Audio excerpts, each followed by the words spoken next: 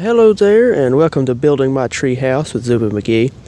I needed another ladder for my tree house because I was tired of toting my first floor ladder up to the second floor to work on the roof.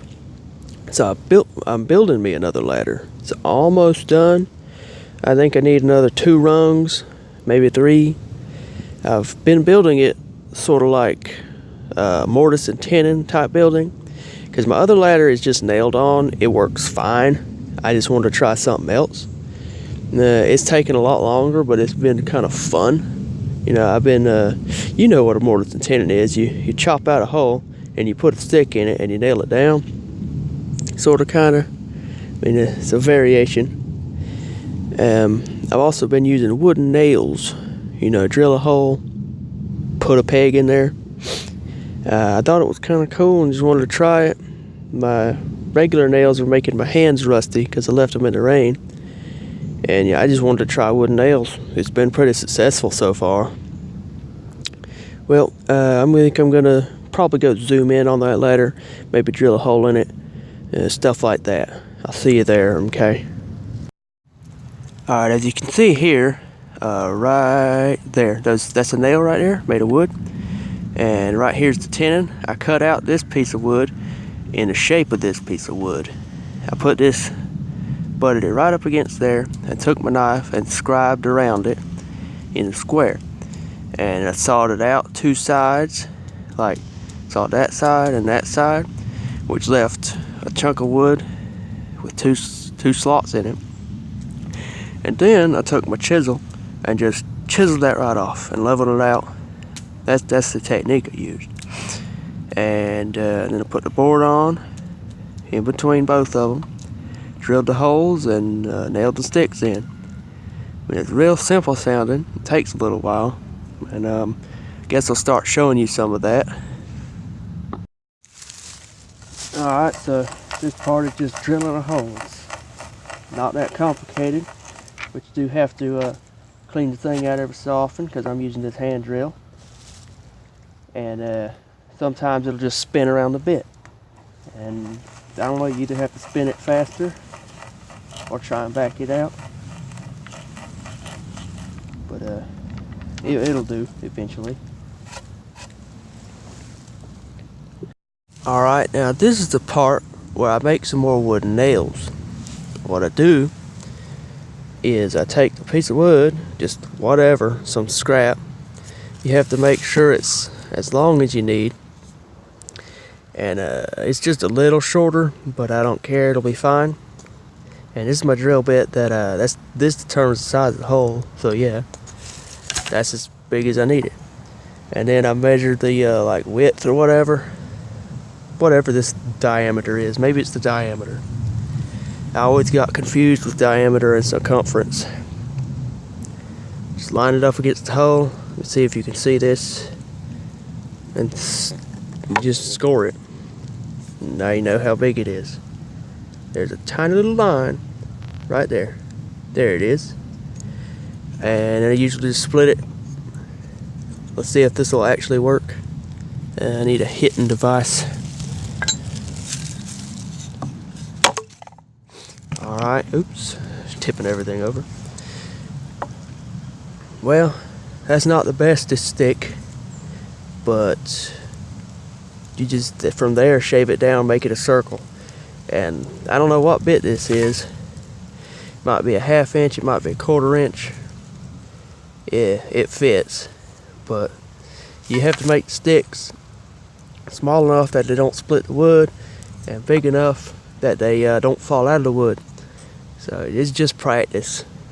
I don't know, figure it out. That's how I do it anyway.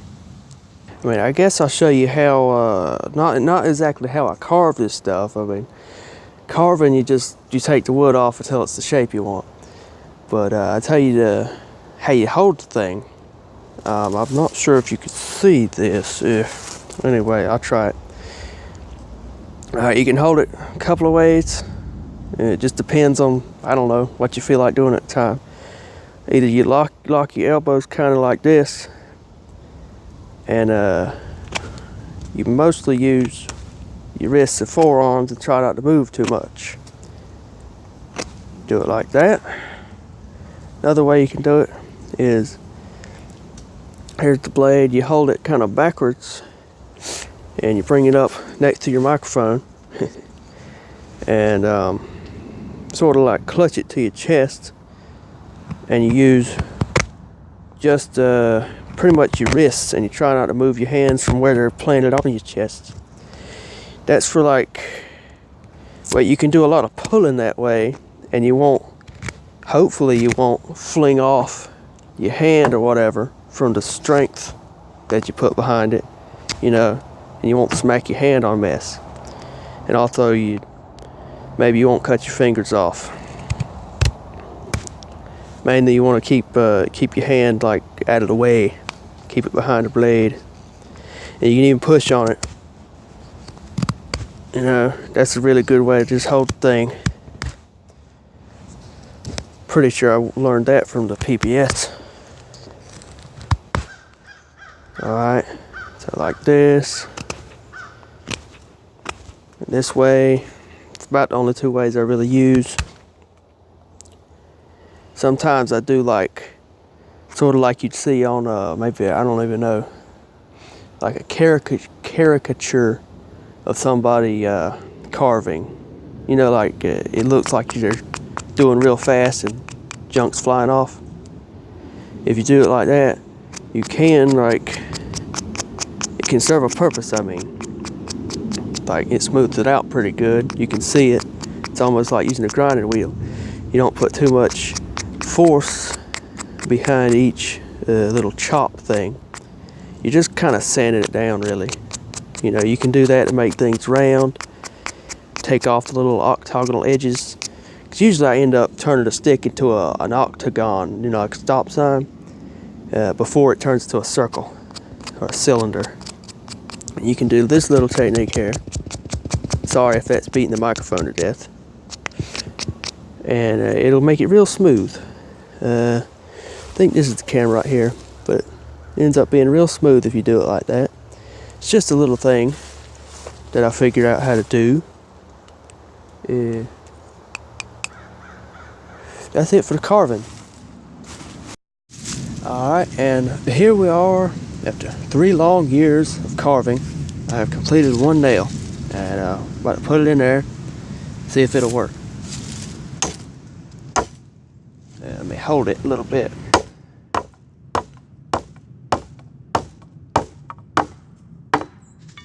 Alright, that looks pretty good. It's all flush and all that junk. And, see, is it sticking out the back? Yeah, wait. Yeah, it's sticking out the back a little bit. I'm not sure. Somehow I made the drill too long or something. It's gonna be fine. Hey, I nearly forgot to film this part, so I've already got the cuts in. But see, what I do is I measure 9 inches, because that's how far I want them apart today. And I mark it off at 9 inches. Then I usually put the thing up against it, the rung, and then I take my knife wherever it is, and I just slice down there, and then on the bottom, and you know, all around it. And then I cut it out on these sides down to the slice down there. And then I usually take my chisel and my hammer and I smack it until it comes off. Alright, sort of like this. Let's hope it don't break at the last second. Okay.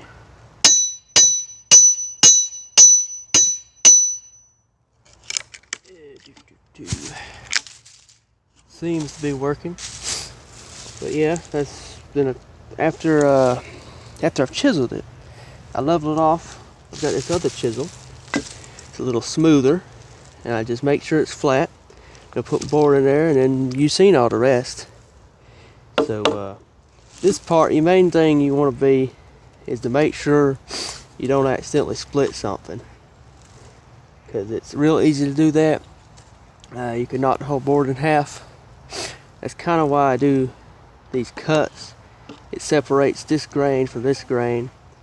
And also, if you don't want to just nail it in like that, take it from the side and tap it and just make a bunch of scores all along, and that'll also do the same thing this cut does. The cut separates them, keeps them from splitting so bad.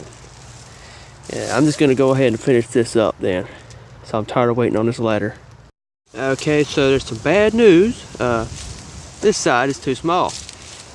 If that happens, what I've done it one time before, I just take a little sliver off with the saw. And hopefully I can take a little sliver off. Oh, well, it broke, so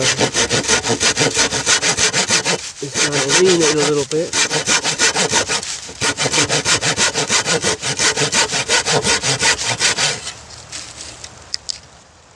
Okay, just a little thin piece. Let's see if it fits. It might be too big. That's good enough. It fits perfect. Alright, so there you go. I fixed it. It was too small. Alright, here we are. The very last nail. About time. And whole ladder explodes.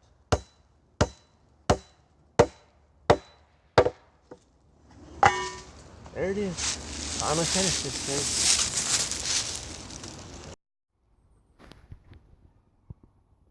So I laid down for a little while, had a rest, got kind of cold, and I'm hungry and the throat hurts. Going in the house, I'm gonna eat me something to eat, drink something, and that's gonna be it for now. See you later. This has been a ZooWorks production.